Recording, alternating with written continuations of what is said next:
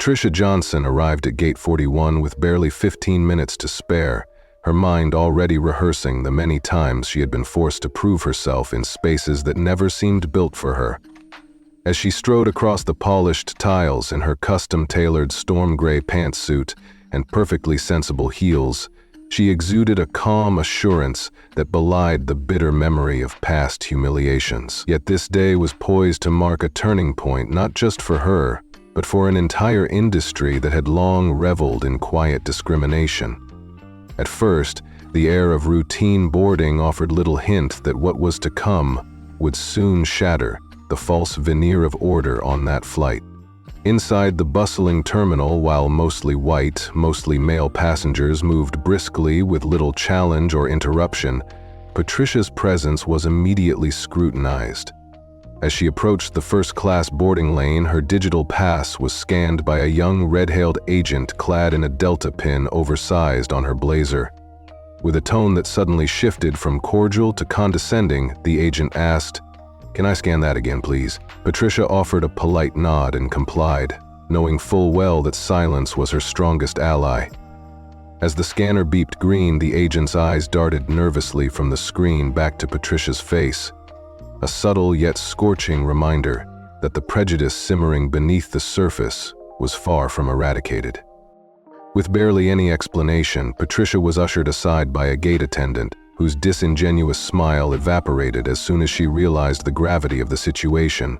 The attendant's casual dismissal of a highly qualified passenger on the basis of mere appearance had already set the stage for something far more explosive than an administrative oversight. It was a blatant act of racial profiling that rendered Patricia, an accomplished professional with accolades for breaking invisible barriers, into an undeserving target of humiliation.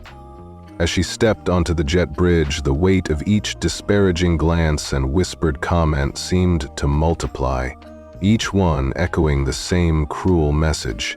She did not belong in this space, no matter how rightfully she had earned her seat. Once on board, the cool, filtered air carried with it the sterile scent of disinfectant and a faint aroma of leather upholstery, a mixture that only highlighted the stark contrast between those deemed worthy of luxury and Patricia, who was treated as an anomaly. When she moved toward her assigned seat in first class, every detail of her careful preparation was met with thinly veiled hostility. A flight attendant, whose impeccably pulled-back, platinum blonde hair and precisely measured politeness masked a well-practiced prejudice, approached her. "Good evening, ma'am," the attendant said, her tone devoid of warmth as she scanned Patricia's belongings. "Would you mind stepping back for just a moment? I need to verify something." Patricia's calm inquiry about any issue was met with a dubious inspection of her cherished caramel travel bag, an heirloom bearing the history and hardships of her family, passed down from her grandmother who had overcome countless obstacles during her journey to America in 1961. The attendant's insistence that the bag did not align with the standard profile for first class was not just an administrative hiccup, it was a jab at Patricia's very identity, a reminder that she was perpetually viewed as a misfit in spaces that should be hers by right. "This bag is within regulation size, weight, and contents," Patricia stated evenly, her voice betraying nothing of the surge of indignation beneath. It was cleared at security without issue, yet the attendant's cold retort that appearances could be misleading reverberated ominously in the confined space of the cabin. This encounter was but one of many microaggressions that had punctuated Patricia's journey on the flight. Moments later, she found herself at the mercy of a uniformed flight operations agent whose stiff demeanor and clipped precision were as much a part of the airline's fabric as the polished seats themselves. "Ms. Johnson," he said formally when addressing her, his voice tightening with rehearsed authority as he noted a so-called maintenance issue with her seat. "There appears to be a maintenance note on your seat. Specifically, the reclining mechanism isn't functioning properly. We're going to need to reseat you." Patricia's brow arched, her mind racing through countless instances where protocols had been manipulated to degrade her without a trace of empathy. "I just sat down. It appears to be working just fine," she replied coolly. Yet the agent, whose name tag reporter, offered only a rehearsed apology and insisted on relocating her to another seat in a transitional section between first class and premium economy, a section that, in any normal circumstance, would never have been suggested for her. As Patricia watched other passengers remain undisturbed in their assigned seats, she realized that this reseating was no random administrative adjustment. It was a calculated act to strip her of the dignity and comfort she had rightfully earned. The final blow came when Patricia discovered that her original seat, 1A, had been reassigned to a white woman who had boarded after her, now casually sipping champagne as if the injustice were a trivial matter. "Name one, besides me," Patricia demanded sharply, when Porter casually insisted that several passengers had been reseated for balance. His faltering response only fueled her growing conviction that this was not about safety or balance at all. It was a deliberate and targeted effort to demote her because of who she was. The tension in the cabin became palpable, every hushed whisper and sidelong glance turning into evidence of an ugly truth. This was more than just a procedural error. It was a display of deeply entrenched racism, a system of bias that had long been hidden behind the guise of operational protocol. As Patricia reluctantly moved into the transitional seat, she couldn't shake the feeling that every step was witnessed by a silent jury of passengers complicit in this injustice through their indifference. Her fingers, so used to deftly maneuvering through boardrooms and public appearances, now trembled slightly with suppressed anger and sorrow. Each mundane act, from securing her briefcase under the seat to fastening her belt, became a ritual of defiance against an institution that had tried to erase her presence. Within her mind, an intricate plan was already formulating, a plan that would not only expose this raw, ugly prejudice, but would also serve as a rallying cry for justice that few could ignore. In that fraught moment, Patricia's sense of isolation deepened. The very system designed to ensure safety and comfort instead became the instrument of her degradation. It was not merely a matter of a misplaced seat or an inconvenient policy. It was a series of deliberate attacks that had stripped her of respect and dignity at every turn. Yet even as she filed away these occurrences in her mental ledger, she felt an unmistakable stirring of resolve. Every slight, every cold dismissal only fanned the flames of a deep-seated determination to retaliate in a manner both grand and unmistakably just. A retaliation that would expose not only the individual malice of a few, but the systemic rot that allowed such discrimination to persist unchecked. Over the course of that flight, Patricia would transform from a quietly humiliated passenger into a force of retribution, whose ultimate response would be as resounding as it was cathartic. With every incident meticulously recorded on her tablet, every policy failure and every instance of racial prejudice, she was arming herself with the evidence needed to bring down an industry that had long celebrated a veneer of fairness while quietly allowing bias to flourish. Even as Porter's feigned adherence to procedure failed to mask the simmering anger that now erupted from her with quiet intensity, Patricia's mind was already drafting the blueprint for her public response. A response so powerful that it would send shockwaves through boardrooms and courtrooms alike, demanding accountability in the most spectacular way imaginable. For decades, passengers like Patricia had been sidelined not only by outdated policies but by an unyielding system of prejudice that silently measured worth by the color of one's skin rather than the strength of one's character. Tonight, as the flight roared into the skies, she would harness that accumulated injustice and convert it into a declaration of justice. No longer would her talents be minimized and her very existence questioned. No longer would the quiet humiliation she endured be dismissed with a rehearsed smile and a hurried apology. Tonight, Patricia's retaliation would be a clarion call for change, a dramatic, unapologetic surge against the entrenched inequities that had long defined her experience. In that moment, as she glanced toward the woman now unjustly occupying her seat and felt the skeptical eyes of indifferent bystanders burn into her, Patricia knew that the time for meek acceptance was over. The raw injustice inflicted upon her was about to be met with an equally formidable display of resilience and retribution that would leave even the most hardened critics in stunned silence. Her plan was intricate and bold, a narrative of vengeance that would pierce the veil of accepted discrimination and demand that every rule, every protocol, and every biased decision be laid bare for all to see. And with that, as the engines of the plane thundered beneath her feet and the horizon beckoned with the promise of a new dawn, Patricia Johnson, no longer merely a victim of prejudice but a harbinger of righteous retaliation, set forth to redefine what it meant to claim dignity, to insist on justice, and to triumph in the face of relentless adversity. Patricia Johnson sat in the downtrodden transitional seat that the airline had so deliberately forced upon her, her heart heavy but her expression resolute. In that cramped space, which was hardly fit for a person of her dignity and experience, Patricia felt the weight of every slight and every cold, unspoken judgment. She had been patient and observant all throughout the flight, gathering every detail of the injustice, every instance of blatant and subtle discrimination. Even before she had taken her downgraded seat, Patricia had been collecting evidence like a witness preparing testimony for a long overdue reckoning. Now, as she sat alone and confined while the plane soared above the clouds, she steeled herself for the final act in a drama of prejudice that was about to reach its boiling point. It all began almost imperceptibly.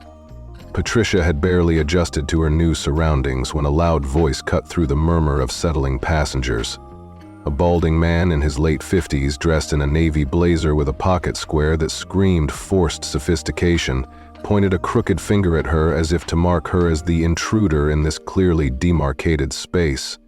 His face flushed with a mix of arrogance and assumption. He barked, "Excuse me, you are in the wrong seat." His tone carried a certainty that left no room for debate, as if he had been bestowed with the absolute authority to judge who belonged and who did not on that flight.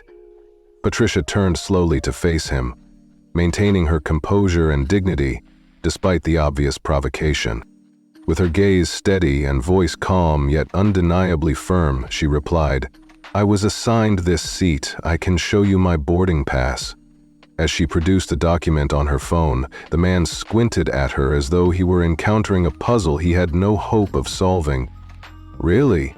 That seems unlikely," he scoffed, his voice dripping with disdain. After a moment of haughty silence, he let out a laugh meant to diminish her presence and sank back into his seat, expecting the surrounding passengers to join him in his derisive judgment. Yet, while the silence that followed echoed like the roar of disapproval, not one soul stepped forward to defend Patricia from the injustice. Shortly after that exchange, Patricia turned her attention back toward the aisle and exhaled slowly through her nose. It was a subtle release, not of anger, but of the pressure that threatened to overwhelm her. Only 10 minutes later, as the last few passengers boarded and the crew began final preparations, a young flight attendant with a bright smile and a seemingly rehearsed cheerfulness approached her. "Hi there, I just want to welcome you aboard and introduce myself. I am Erica," the attendant said in a tone that was overly sweet, as if she were reading from a script of forced politeness rather than speaking from genuine regard. Patricia nodded politely, replying simply, "Thank you." Erica's eyes then drifted to Patricia's lap, where she was flipping through presentation slides on her tablet, a collection of images and data that chronicled her groundbreaking work as a biomedical researcher. "Oh, you work in tech or something?" Erica asked, her tone light and almost oblivious to the gravity of the work displayed before her. Patricia paused on a slide featuring genomic data models and replied evenly, "I lead a translational research lab at UCSF." For a moment there was a pause filled with unspoken disbelief before Erica blinked, forced a laugh that did not reach her eyes, and continued, "Wow, that is impressive. You mean like hands-on lab work with test tubes and microscopes?" Patricia's smile was tight, edged with the sting of condescension as she corrected her. "More like NIH grant submissions, complex computational modeling, and leading a team. I teach and publish as well." Erica's smile faltered for a brief second before bouncing back into place. "Well, that is cool. I will be around if you need anything," she said before moving away, leaving Patricia standing in the aisle with a sense of isolation that grew heavier with each passing moment. Across the aisle, Patricia knew that the man from earlier had not missed the exchange.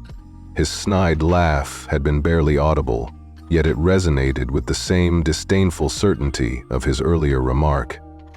Patricia returned her attention to her tablet, but the warmth that usually accompanied her work had long since been leached away by the sting of humiliation. The real insult was not merely the cruel words or the dismissive tone. It was the ease with which her talent and presence were reduced to a stereotype that had been force-fed to her by everyone on board without a second thought. It was familiar, painfully so, like the mispronunciation of her name in conference rooms, or the constant need to assert her rightful place in a world that seemed determined to overlook her achievements. Resolute not to let these incidents fade into the background as mere annoyances, Patricia began typing in her notes app, meticulously documenting every detail. The tone of Erica's voice, the exact phrasing of the mockery, even the faint sound of the man's derisive laughter. She had learned long ago that subtle prejudice could be as damaging as overt cruelty, its impact no less profound because of its insidious nature. Every slight, every smirk, every whispered comment contributed to a growing dossier of injustice that she was determined to use as ammunition in a battle for fairness. She knew all too well that intent was irrelevant. It was the cumulative impact of these microaggressions that ultimately mattered. The cabin of the plane became an arena where every glance, every gesture was a silent vote on who belonged and who was deemed an outsider. A vote in which she had always lost. As the plane began its ascent and the final boarding announcement was played, the quiet hum of engines mixing with the low murmur of passengers settling into their seats, Patricia leaned back in her restrictive chair, forcing herself to appear calm on the surface while a storm raged beneath. She glanced down at the delicate silver bracelet on her wrist, its engraved coordinates a reminder of where she had come from, and of the sacrifices made by the strong women in her family. Every woman in her lineage had endured hardships and discrimination, and she was determined that this legacy of endurance and strength would not be tarnished by the cruelty of those who believed they could diminish her worth. At 30,000 feet in the air, before the long flight could settle into any semblance of routine, another ripple of insult slithered its way down the aisle, this time under the guise of guest comfort. Just as the plane had been cruising, a tall, brunette flight attendant with a posture suggesting both deference and discomfort approached Patricia's row once more. "Excuse me, Ms. Brooks," he said gently, though there was an edge to his voice that betrayed a rehearsed script. "We have received a passenger request regarding seating." His words were formal, almost clinical, as if Patricia's discomfort were a minor disturbance that could be easily addressed with a simple adjustment. Patricia lifted her eyes from her tablet and asked evenly, "What kind of request?" After a brief pause and a cleared throat, the attendant explained, "The gentleman in seat 6A just across the aisle has reported feeling anxious due to the proximity. He has requested some space." Patricia turned her head slightly, enough to catch a glimpse of the man in question, a heavy-set white gentleman in a pale gray sweater vest, who had spent most of the flight quietly sipping bourbon and watching her with a disapproving squint. His discomfort, now proclaimed loud enough for all to hear, seemed to be the sole justification for further disrupting her already troubled journey. The attendant, with a weak smile and measured words, offered a solution. "We would like to offer you another seat just temporarily to accommodate this request. We are trying to maintain a comfortable environment for all premium guests." For a long moment, Patricia said nothing. She let the silence settle, filling the space with an unspoken challenge. Finally, she asked, her voice calm but edged with steel, "Has anyone else been asked to move?" The man's hesitation confirmed what she already suspected. A pattern of arbitrary decisions designed to isolate her further. "No, ma'am," the attendant replied at last, his words laden with the implication that her discomfort was unique, her existence an anomaly that needed to be corrected. So one person claims he is uncomfortable and the solution is to relocate me? I booked my seat, I paid full fare, and I have been relocated once already, Patricia said slowly, her tone growing firmer. Unless this plane is on the verge of breaking apart, or that gentleman is experiencing a life-threatening emergency, I suggest you tell him that his anxiety is not my responsibility. The attendant's face flushed with embarrassment as he nodded quickly, apologizing in a manner that acknowledged both the absurdity of the situation and his own powerlessness to alter it. Without another word he left, and Patricia returned to her notes, her jaw clenched and her chest tight with the sting of being treated as if she were less than a person. As time passed and the dinner service began, the cabin filled with the rich aroma of roasted chicken and the decadent scent of truffle butter. The soft clink of cutlery on crisp linen filled the air, yet Patricia's tray remained untouched and folded neatly in her lap. No one came to ask her preference or offer her a menu. It was as if, in the midst of all the tumult and noise, she had become invisible. She pressed the call button once, and when nothing happened, she pressed it a second time, and still there was no response. On the third try, the light above her blinked once before shutting off entirely, a small yet clear indication of the systematic neglect she was facing.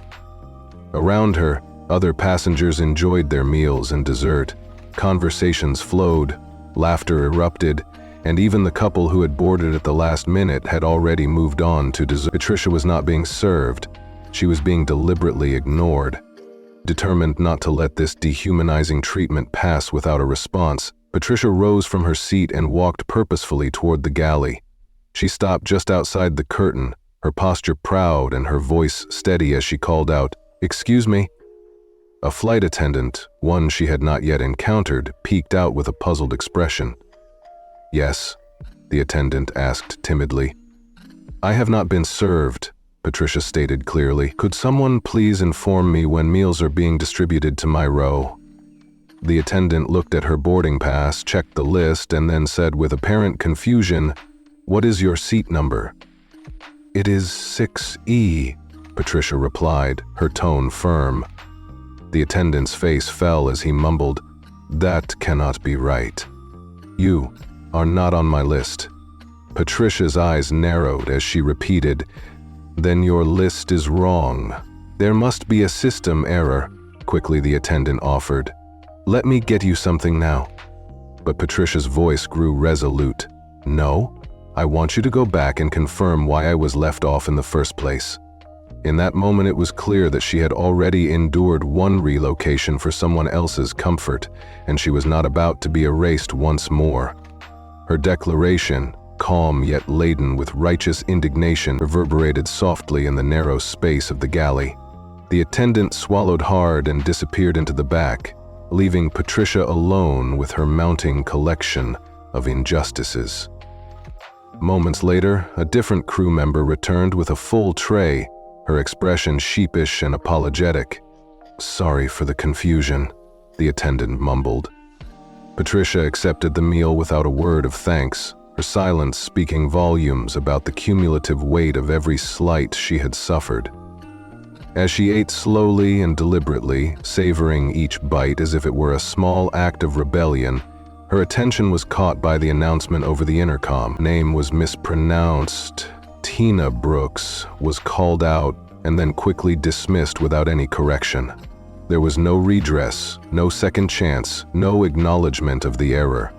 It was another example of how she was minimized, reduced to an afterthought, in a system that was determined to ignore her very presence. When dessert was finally served, the injustice continued unabated. The attendant skipped an entire row, and Patricia, instead of speaking up, watched in painful silence. Each moment was a reminder of how exclusion could manifest itself, not only in overt hostility, but in the deliberate withdrawal of courtesy. It was a calculated act of erasure, a cold neglect that spoke of a deeper malaise, one that measured a person's worth by skin color rather than ability, one that decided that some lives were less deserving of kindness. After the trays were cleared, Patricia remained seated, a quiet storm building within her. The air in the cabin had shifted, growing denser with the weight of silent judgment. Every passing glance, every lingering look was a vote cast on who was worthy of comfort and who was not. And as she sat there, she continued to document everything on her tablet, adding a new, bold note in her log. Phase 3. Psychological pressure, isolation by omission, undermining presence through the withdrawal of basic human courtesy. Each item on her list was a building block for a future reckoning. A reckoning that would demand accountability from an industry that prided itself on efficiency while covertly policing who was allowed to belong. Patricia's careful record of every microaggression, every unreturned call button press, every mispronunciation of her name was not merely an expression of her own pain, but a declaration that no injustice, no matter how subtle, would go unanswered. She knew that the cumulative impact of these offenses was profound, and that they were all connected to a system that had long marginalized her and countless others like her. In the ensuing minutes, as the cabin began to settle into an uneasy quiet after the meal service, Patricia felt the full measure of her isolation. It was not just that she had been relocated or denied service, it was that she had been rendered invisible by design. The indifference of the crew, the casual cruelty of the passengers, and the systemic bias were all part of a larger pattern of discrimination that had defined her life. Yet even in the midst of this calculated erasure, Patricia felt a rising determination. The injustice she had endured was not an isolated incident. It was a reflection of a much larger and more pervasive inequality that had plagued society for far too long. And now, 30,000 feet above the ground, she was ready to turn her personal pain into a clarion call for change. As the flight continued, Patricia's mind worked through strategies and plans. Every moment of humiliation was recorded, every microaggression noted for future use. She envisioned a public outcry, a dramatic unraveling of the airline's long-held practices of discrimination, and a counterstrike so meticulously planned that it would shock the very foundations of an industry built on superficial resolve hardened into a promise. She would no longer be a silent victim. With every unjust act, she was arming herself with evidence, preparing to unleash a response that would be as grand as it was cathartic. A response that would force both the airline and the wider public to confront the stark realities of institutional racism. Throughout the remainder of the flight, Patricia maintained her calm exterior, her face a mask of polite composure while her heart pounded with an inner fury. Each time a flight attendant passed by without a word, each time a passenger's indifferent gaze reminded her of her enforced invisibility, she silently vowed that this flight would mark the beginning of a significant upheaval. In a society that prided itself on equality and fairness, the blatant injustice she had suffered was an affront that could no longer be tolerated. Patricia was gathering every detail, every whisper of bias to form a testimonial that would soon echo far beyond the confines of that aircraft cabin. Eventually, as the flight neared its destination, the atmosphere remained heavy with the residue of all that had transpired. The lights dimmed once more, and the soft mechanical hum of the sealed door signaled the end of the service period. Patricia leaned back in her downgraded seat, her expression still unreadable on the surface, but inside, the storm of indignation and resolve was raging unchecked. She glanced around at the silent witnesses. Passengers who had either chosen complicity or were simply too overwhelmed by a system of prejudice to speak out. Their quiet acceptance of the injustice only bolstered her determination to expose every ounce of cruelty that had been inflicted on her. In that quiet darkness, Patricia's thoughts turned to the future. A future where every documented slight and every meticulously logged detail would become a rallying point for change. She pictured press conferences and legal battles, social media uproars and public inquiries, all set into motion by a woman who refused to be diminished by the stifling weight of discrimination. The transformation from victim to avenger was already underway in her mind. Every moment of indignity she had experienced was now fuel for a righteous fire that would erupt into a dramatic, uncompromising demand for justice. For Patricia Johnson, this flight was more than just an episode of personal humiliation. It was the catalyst for something far greater, a turning point where the scales of justice would finally begin to tip in favor of those who had been systematically oppressed.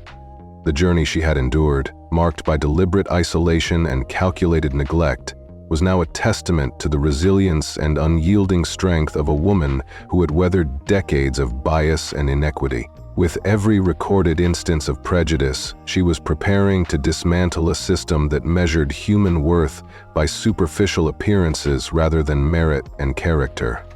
As the plane began its final descent and the cabin lights brightened in preparation for landing, Patricia closed her tablet and allowed herself a brief, defiant smile.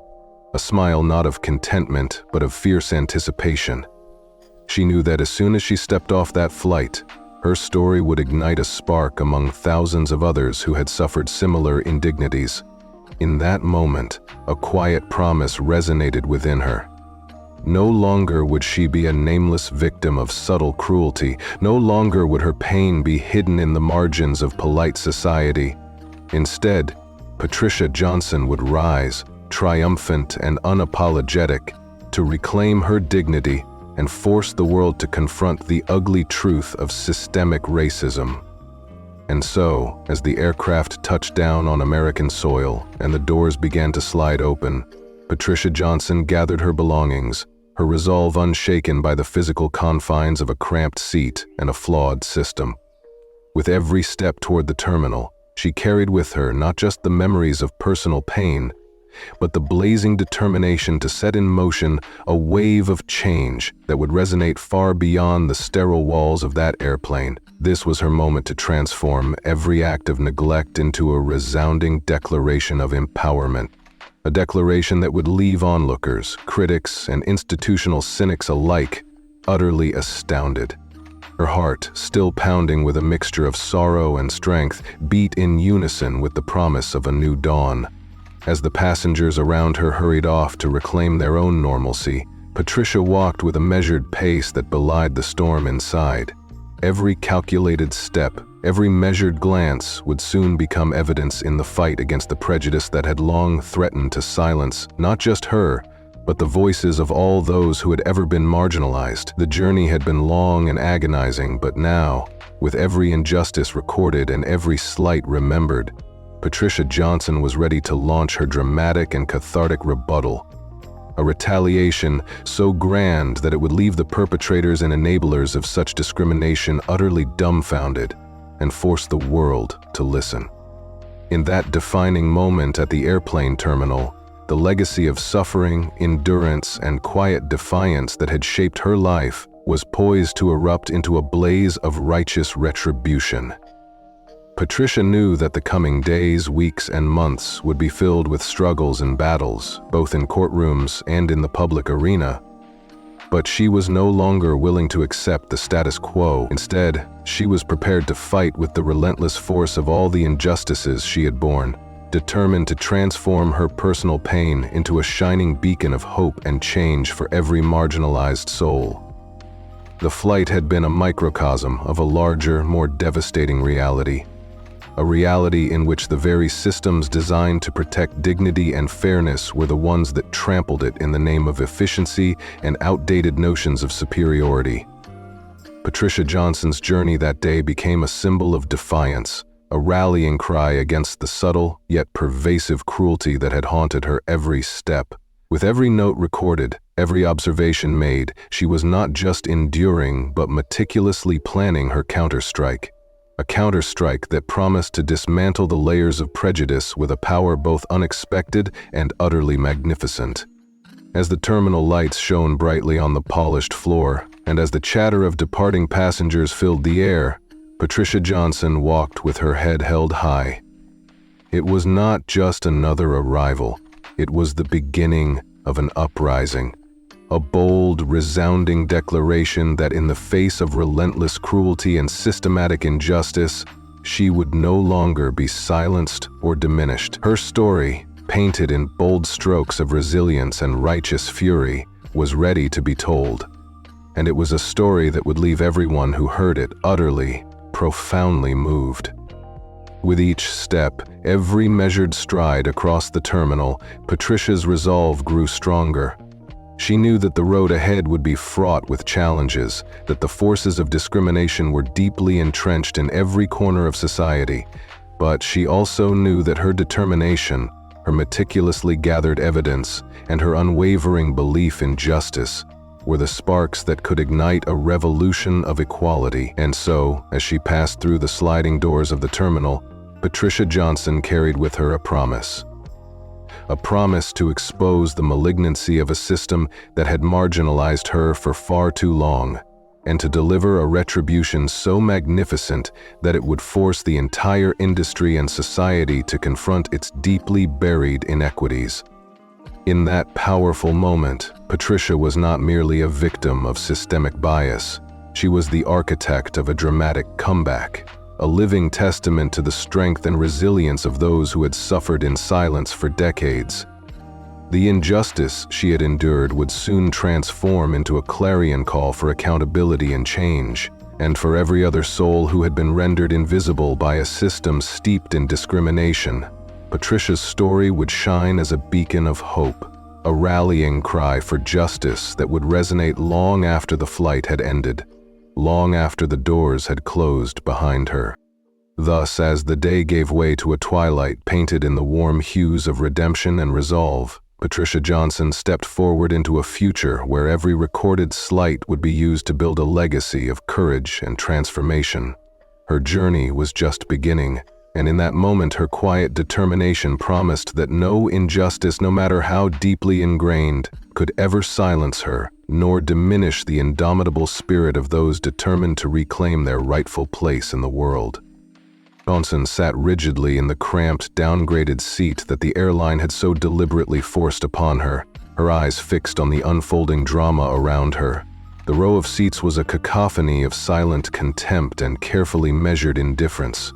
Across the aisle, a man casually unfolded a large newspaper, as if he were used to commanding every inch of the space he occupied. The crisp snap of the pages momentarily caught her attention, but what truly made her pulse quicken was the bold headlines staring her in the face.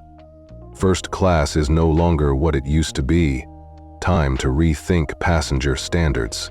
The letters were loud, unapologetic, and carried a venomous message that seemed tailor-made for someone like her, even though no one had explicitly said so. Patricia did not flinch or offer any sign of acknowledgement. Instead, her steady gaze slowly devoured each word, as if imprinting the injustice into her memory. She recorded the headline along with its timestamp on her tablet, meticulously cross-referencing it with the seat number of the man who thought he had the authority to send such a message. Every detail was logged with the precision of a seasoned archivist of injustice, for she knew that each act of discrimination was a building block for her inevitable rebuttal. Minutes later, the uneasy silence of the cabin was shattered by a small but symbolic incident that further underscored the systemic bias she was subjected to. A young boy, no older than 6, with wild curly hair and an innocent demeanor, was sipping orange juice through a flimsy paper straw when suddenly he jerked his arm. The entire cup of juice cascaded across the narrow aisle like an uncontrolled waterfall, the vibrant liquid splattering and drenching the hem of Patricia's crisp, tailored slacks. The boy's wide eyes filled with shock, and his mother, whose face flushed with mortification, quickly leaned over the adjacent seat, her voice trembling as she apologized. "I am so sorry." There was no urgency in her tone, just the hollow echo of routine embarrassment. Patricia, ever dignified yet burning with a quiet fury, nodded politely and brushed off her leg with the edge of a napkin from her tray. No sooner had the gesture been completed than a flight attendant, Erica, swept in with efficiency that bordered on mechanical. Without hesitation, Erica turned to the mother and handed her a thick white towel, saying in an overly sweet tone, "Here you go, ma'am. Let me know if you need more." The mother accepted the towel with a grateful nod and began to dab at the spilled liquid, while Patricia, with measured politeness, extended her hand and asked, "Could I have one as well?" Erica's eyes flicked first to Patricia's face, then to the damp spot on her slacks, as if weighing her worthiness. "Oh," she said after a moment, "do you have a personal towel or napkin on hand?" Patricia's voice remained even as she replied, "No, I assumed that cabin service would include this for all passengers."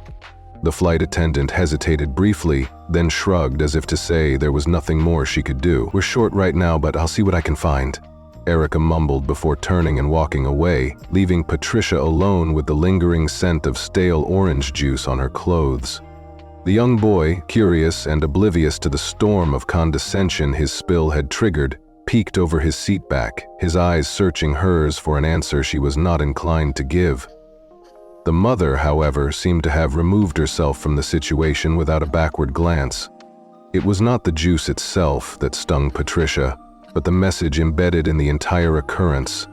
The silent declaration that someone like her was presumed to be better prepared to clean up her own mess, as though she were inherently less deserving of assistance. That was the invisible algorithm at work, a system that decided whose comfort took priority and whose did not. It was an algorithm that had been perfected over decades of subtle, insidious bias, and Patricia, with all the calm determination of a seasoned warrior, reached for her phone and resumed her diligent note-taking. She began to type a new section, titling it Post-Service Biased Behaviors, Nonverbal Dismissal Patterns, Response Lag Tied to Passenger Profile. Each keystroke was a protest, a building block for the case she was constructing, a case that would one day expose the cruelty of systemic neglect. As the cabin lights dimmed in preparation for a period of rest, pillows and blankets were methodically distributed row by row. Yet Patricia's seat remained conspicuously cold and neglected. She watched with a mix of resignation and simmering anger as Erica and another attendant passed by her row with neatly folded blankets, deliberately bypassing her without even the slightest acknowledgement. This was no accident, but a choreographed act of exclusion, the final blow to her already battered sense of dignity. Patricia sat upright, eyes narrowed against the chill in the cabin, a chill that felt far worse than any drop in temperature. It was the bitter cold of being purposely ignored. By now, she had ceased expecting even the most basic decency from the crew, yet she continued to remember, record, and prepare. Every gesture, every word, and every silence was recorded in her notes as evidence that would later speak for her.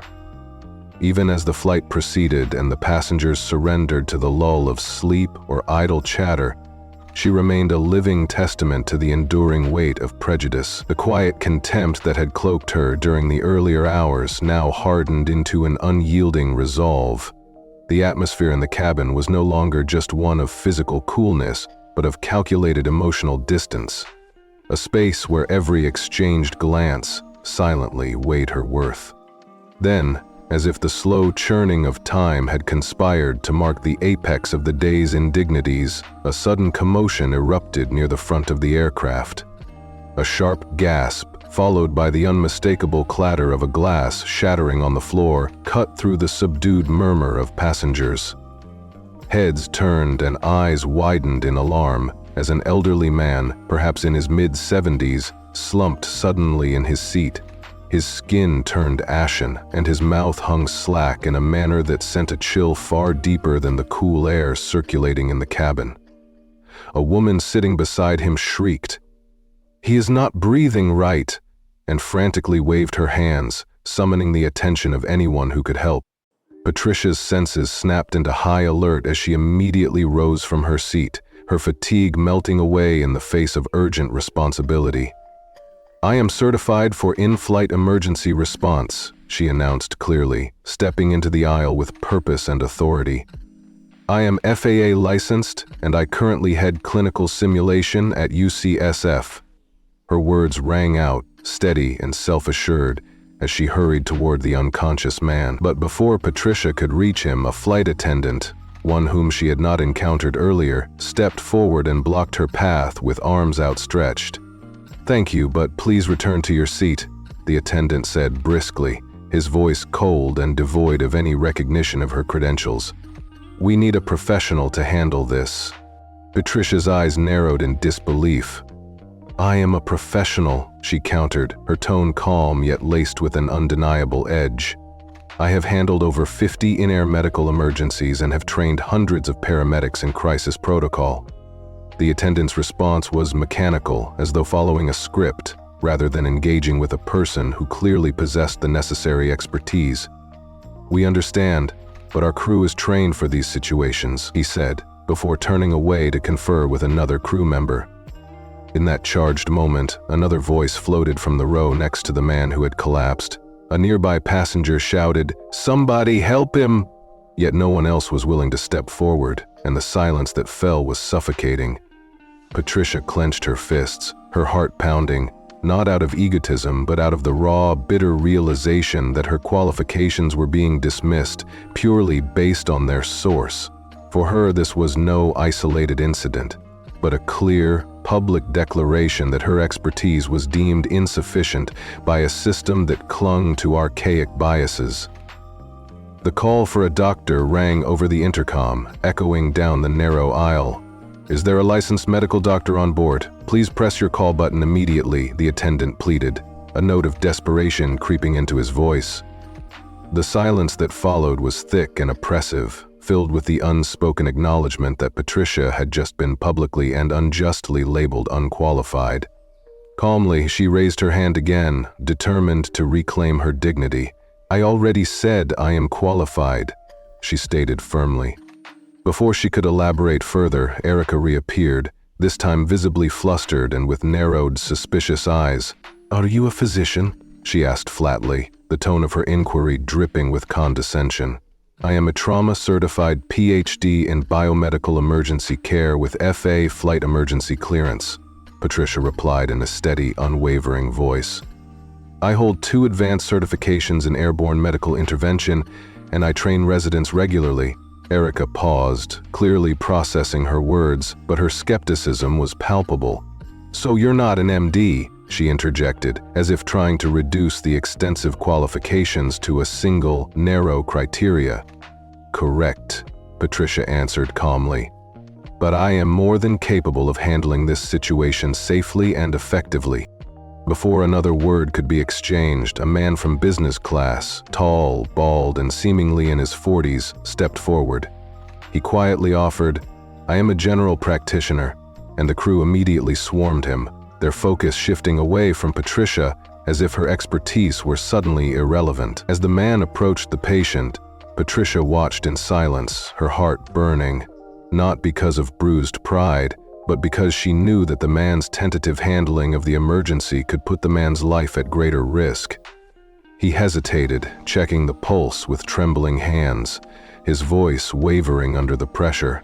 It was painfully evident that he was out of his depth in this high-stakes situation, and Patricia felt a surge of anger at the thought that her qualifications had been dismissed because of prejudiced assumptions about who was worthy of trust. It took only 30 seconds for Patricia to realize that the man from business class was not going to suffice. Even though the older gentleman's condition began to improve slightly, it was clear that his recovery was owed more to the slow, inevitable effect of time and oxygen than to any competent intervention. The tension in the cabin gradually diffused into an embarrassed silence, punctuated by the occasional whispered comment. Erica, now attempting damage control, walked back down the aisle and paused beside Patricia's row. "Thank you for offering," she said in a strained tone. "But protocol does not include insulting licensed responders mid-flight." Patricia cut in sharply. "It does not include letting personal bias override competence." Erica did not reply and hurried away, leaving behind an atmosphere heavy with unspoken reproach. The other passengers watched silently, their expressions a mix of discomfort and reluctant acknowledgement, as if they too were coming to terms with the limitations of the system they silently endorsed. When the commotion had finally died down, Patricia returned to her seat with trembling fingers that picked up her tablet. Each recorded instance, each moment of humiliation, and every dismissive glance were now carefully noted. She was not angry simply because her credentials had been doubted. She was furious because a vulnerable life had been put at risk by assumptions that treated her as an afterthought. In her notes, she added a new section: incompetence preferred over unexpected expertise, safety sacrificed for the appearance of control. Each line was etched with the ink of her resolve, a promise that the day's injustices would not be allowed to vanish without consequence. In the following minutes, a secure calm returned to the cabin as the aircraft prepared for its final descent. The lights flickered slightly, and a low murmur of mechanical static over the intercom signaled that the plane was entering its final phase. Amid the dimming glow and the soft cadence of the passengers' subdued whispers, Patricia reached into her coat pocket and tapped her smartwatch with deliberate precision. She executed a secure protocol, one that she had learned and activated months ago, hidden behind layers of federal aviation clearance and personal responsibility. What appeared to be a casual gesture was, in fact, the sending of a coded signal into the very heart of the aviation control system. Only someone with active federal aviation investigation credentials could send such a signal without attracting unwanted attention. As the seconds ticked by, Patricia resumed typing on her tablet, now in a state of quiet determination. She recorded the full chronology of the day's events, the seat reassignments, the neglect of meal service, the unreturned call buttons, the mispronunciations, and the outright dismissal of her expertise during the in-flight emergency. Every detail was meticulously documented, with timestamps and precise observations. Her notes were not just a record of grievances, they were evidence, a meticulously assembled dossier that would soon serve as the foundation of a thunderous exposé on systemic discrimination. Then came the subtle shift that signaled the tipping point. The cabin lights flickered more noticeably, and a palpable hum of static emanated from the cockpit over the intercom. A few passengers looked up in puzzled silence as the atmosphere shifted, charged with an anticipatory energy that hinted at profound change. Patricia remained still, her eyes focused on the unfolding scene ahead. Soon, deliberate footsteps approached. Not hurried, but measured, with the kind of determination that could only come from someone who had seen enough and was ready to take control. The curtain to the front cabin parted gracefully, and a man stepped out in a Navy pilot uniform adorned with silver stripes and wings. He appeared to be in his late 50s, tall and grave, with a presence that commanded respect without uttering a word. His posture was straight, and his eyes were set with a knowing seriousness that immediately contrasted with the earlier frivolity. He stopped directly in front of Patricia's row and addressed her clearly. "Ms. Johnson." His tone was even, but there was an underlying shift that suggested the balance of power was about to change. His gaze swept the cabin, as though assessing not only the physical space, but the emotional landscape of every passenger present. For a long moment, silence reigned as he studied Patricia, and then he continued, his voice calm yet carrying a weight of authority that left no room for argument. "I have been briefed on the events of this flight, and it is evident that there has been a significant breach of both protocol and common decency. The system that you have painstakingly documented, the misplaced assignments, the service denials, the disregard for your qualifications, cannot stand unchecked." The pilot's words, measured and resolute, reverberated through the cabin like a clarion call. Patricia felt an unexpected warmth mingled with her fervor as the pilot's authority underscored the truth she had lived all day. It was as if the very institution that had been complicit in her abuse was now being challenged from within.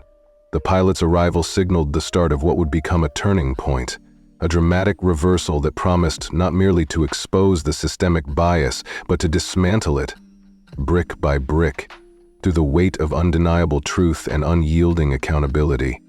The man in the pilot's uniform spoke steadily, detailing that an investigation would be launched immediately and that each incident documented by Patricia would serve as the cornerstone of a federal inquiry. His unwavering stance was like a balm to her wounded pride, affirming that her struggles were not in vain. He explained that the signal she had sent was received by authorities with the power to convene an in-flight review committee, a committee that would scrutinize the airline's protocols from top to bottom and ensure that all discriminatory practices were eradicated.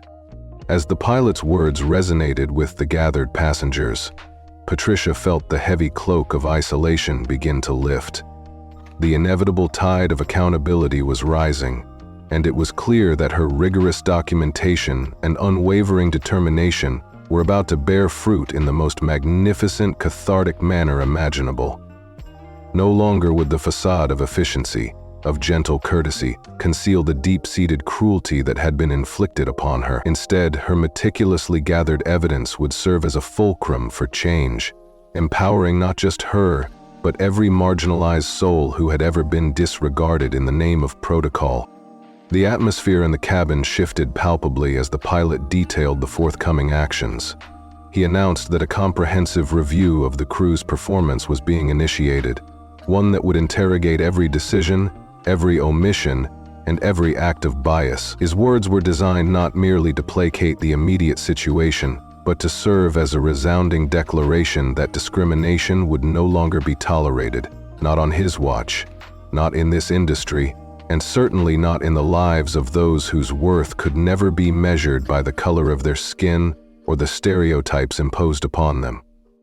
Patricia listened intently, each word reaffirming her long-held conviction that retaliation for injustice did not have to be an explosion of anger, but could be a measured, strategic upheaval, a dramatic transformation that left onlookers in utter disbelief and compelled accountability from the highest echelons of authority. The pilot's promise was clear.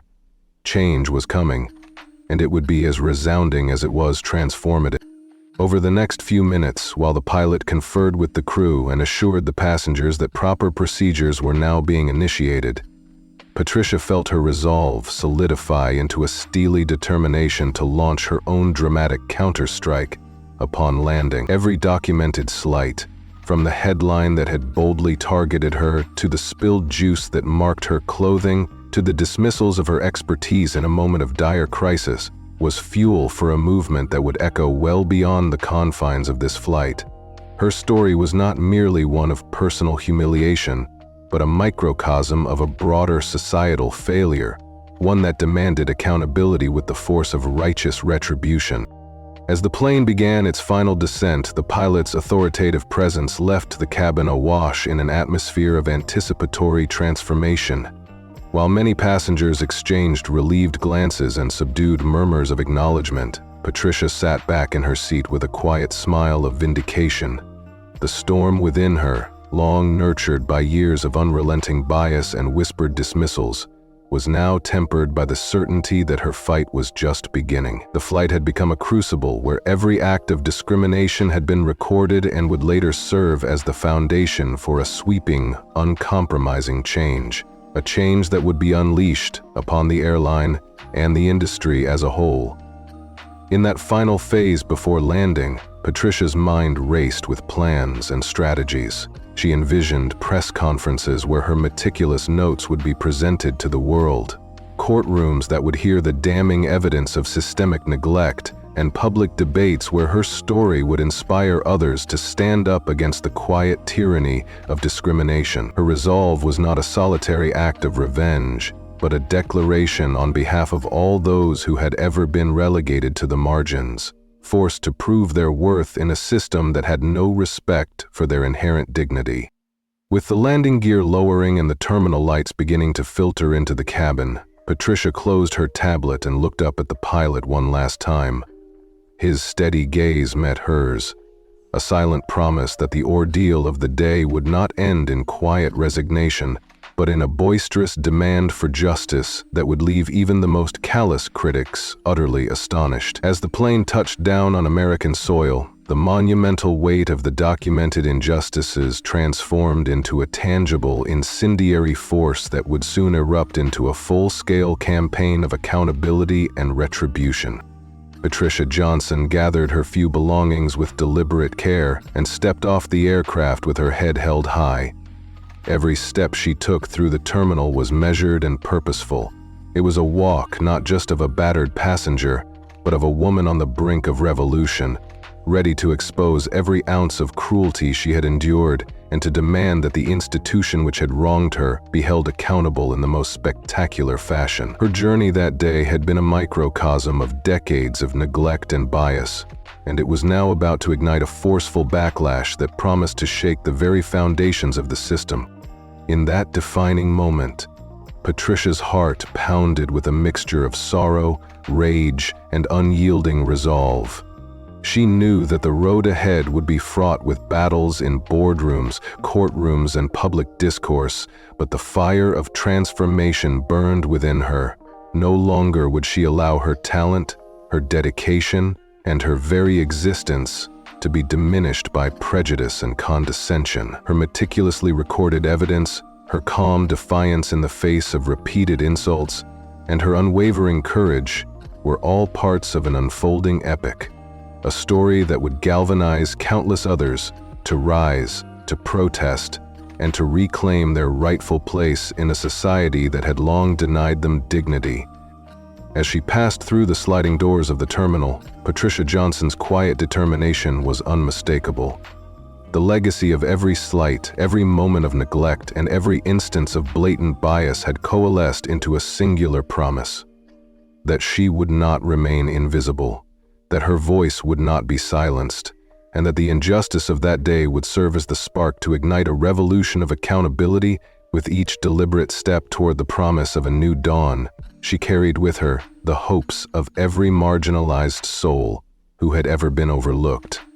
Her story, now fully recorded in painstaking detail, was ready to be unleashed, a dramatic, unapologetic rebuttal that would leave onlookers in stunned silence and force the world to confront the ugly truth of systemic racism. Patricia knew that this was only the beginning, that the road to true justice was long and treacherous.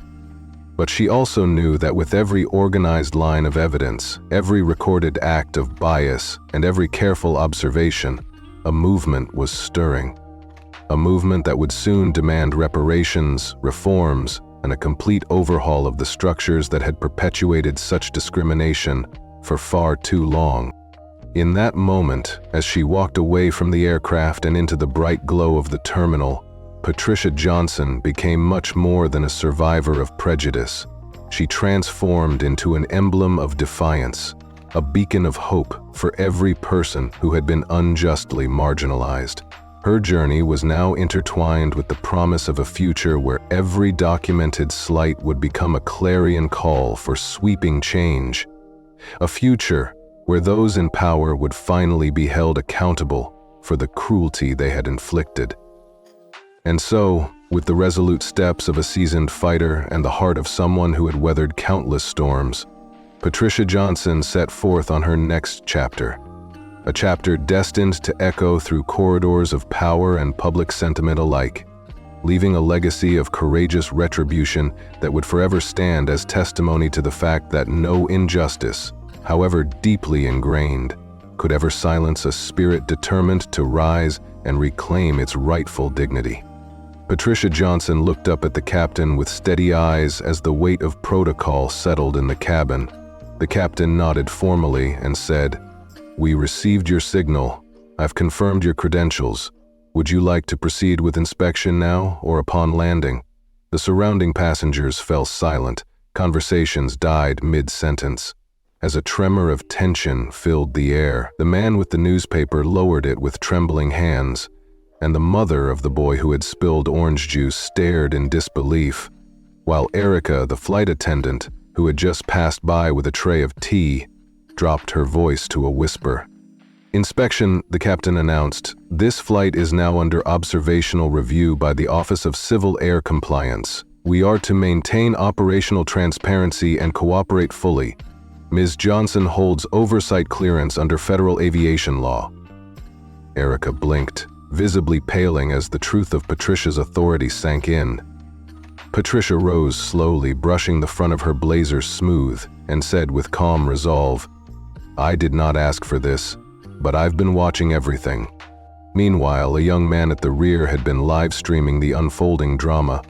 His channel, known for reaction commentary, erupted with comments as viewers learned of her true identity. Whispers began to fill the cabin. One passenger murmured in amazement, "That's Dr. Patricia Johnson, the one who pulled 5 passengers from that Gulfstream crash 2 years ago. She even received the President's Medal of Freedom." Messages flooded in from phones. People recalled her TED Talk, her life-saving training, and how her methods had saved loved ones. The video clips were quickly shared and re-uploaded, cementing her reputation as an emergency expert. Patricia did not allow herself to be swayed by the sudden attention. Instead, she addressed the captain calmly. "We will begin documentation upon landing. In the meantime, please inform your crew that I will be monitoring every interaction from here on."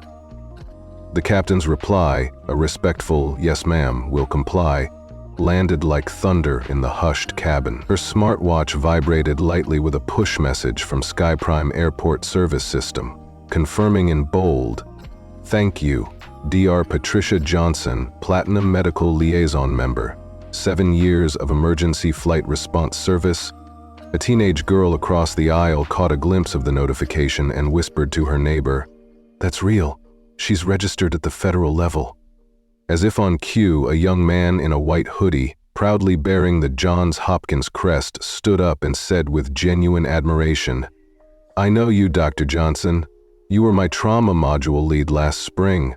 Your advanced rapid response course saved my life after my motorcycle accident." His sincere tone resonated through the cabin, silencing any lingering doubts about her competency. The pilot, now accompanied by a flight supervisor, addressed the cabin once more.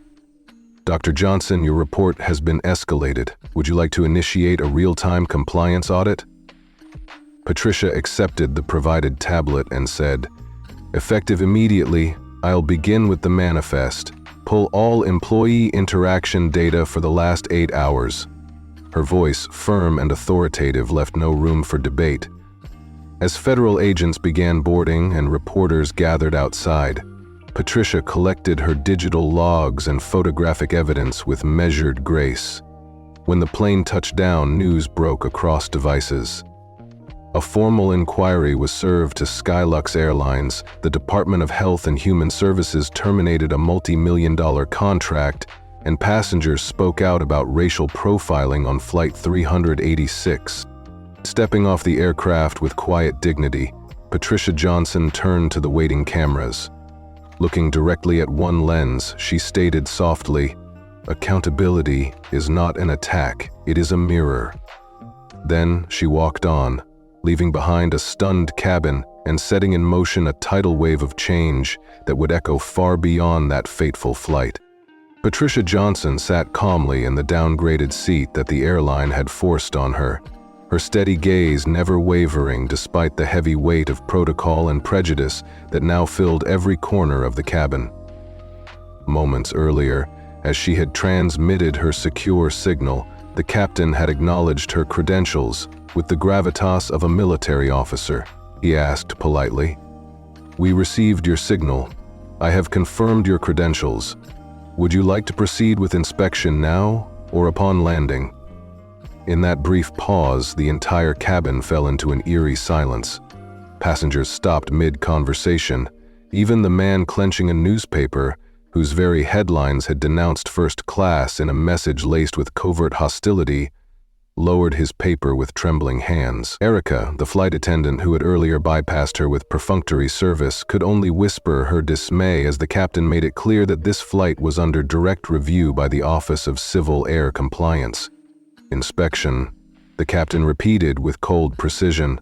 "This flight is now subject to full observational review, and Ms. Johnson holds oversight clearance under federal aviation law." Erica's face paled noticeably. Patricia, still poised and dignified, responded, "I did not ask for this, but I have been watching everything." Her measured tone cut through the tension and demanded respect. At the rear of the cabin, a young man had been live-streaming every moment, his camera capturing the raw reality of what was unfolding. His social media channel, known for reaction commentary, ignited with comments as viewers began to recognize her. "That is Dr. Patricia Johnson, the woman who saved 5 passengers from that Gulfstream crash 2 years ago. She even received the President's Medal of Freedom." The live stream exploded with declarations of awe, and passengers started whispering among themselves. Not long after, the captain announced that the flight was now under full audit and that every interaction would be documented. Patricia reassured him with unwavering authority. "We will begin documentation upon landing. In the meantime, please inform your crew that I will be monitoring every interaction." His respectful reply, "Yes, ma'am, we will comply," resounded like thunder throughout the cabin. As if on cue, her smartwatch vibrated, displaying a push message from the Sky Prime Airport Service System. "Thank you, Dr. Patricia Johnson, Platinum Medical Liaison Member, 7 years of emergency flight response service."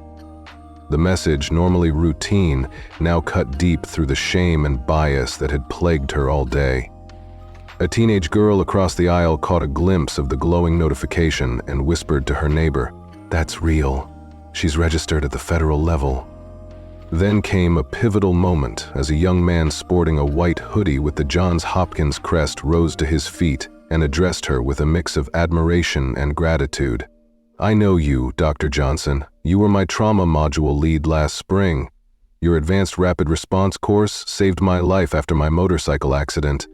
His voice, sincere and trembling with respect, echoed through the cabin and silenced any lingering doubts about her expertise. Patricia offered him a gentle nod, and in that silent moment the atmosphere shifted. Passengers began to look at her with newfound reverence rather than suspicion. Before long, the captain, now accompanied by a flight supervisor who had emerged from the jump seat, presented her with a tablet. "Dr. Johnson, your report has been escalated," he stated firmly. "Would you like to initiate a real-time compliance audit now?" Rising to the occasion, she replied, "Effective immediately. I will begin with the seat reassignment records and service logs for the past 8 hours." With every word, her voice carried the calm authority of someone who had endured years of subtle abuse and overt discrimination, but refused to be defined by it any longer. As she tapped through the data logs, the digital evidence of every slight, the unfair service, the wrongful seat changes, the dismissive gestures, became a damning dossier not only for the airline, but for the entire system of bias that had attempted to strip her of her dignity. Outside the plane, as it touched down with a soft groan on the American tarmac, a line of government vehicles loomed into view. 2 Department of Transportation SUVs, a sedan marked with the Office of Civil Rights seal, and a discreet unmarked van carrying FAA internal compliance officers, all converged around Skylux Airlines' jet. The passengers watched in a mixture of shock and awe as federal agents boarded the aircraft. No one dared challenge Patricia's authority, not even the man who had earlier wielded his newspaper as a tool of exclusion. He simply turned his head to the window, refusing to look back. Inside the cabin, the atmosphere had transformed from one of oppressive silence and shame to the charged expectancy of impending accountability. Cameras began rolling as reporters gathered near the arrival area, their lenses capturing every moment. Headlines like "Flight Crew Rejects Help from Hero Doctor" and $2 million medical contract in jeopardy after airline humiliates National Medal recipient flashed across screens nationwide. Federal agents stepped forward and questioned crew members, while passengers whispered in tones that revealed their collective guilt. It was as if the truth had been unleashed, and every act of deliberate bias was now on record for all the world to see. In the final hours of that tumultuous day, as federal agents led crew interviews and media vans lined the tarmac, Patricia Johnson's journey had come full circle. Through the live stream that had exposed unchecked racial bias, through the heartfelt confessions of former colleagues, and through the quiet sketches of a young admirer, her story had ignited a movement. It was a story that demanded accountability not just from a single airline, but from an entire system that had long devalued lives and dismissed excellence based on the color of one's skin. And as Patricia stepped forward into a new chapter, her voice resonated with the promise that change, though born of fierce adversity, would soon mirror the truth in every corner of American society. If this story moved you, take a moment to reflect on how silence can be transformed into a powerful call for justice, and let us know which moment touched your heart the most. Every voice matters, every act of courage counts, and together, we can build a future where true leadership looks nothing like the prejudice of the past.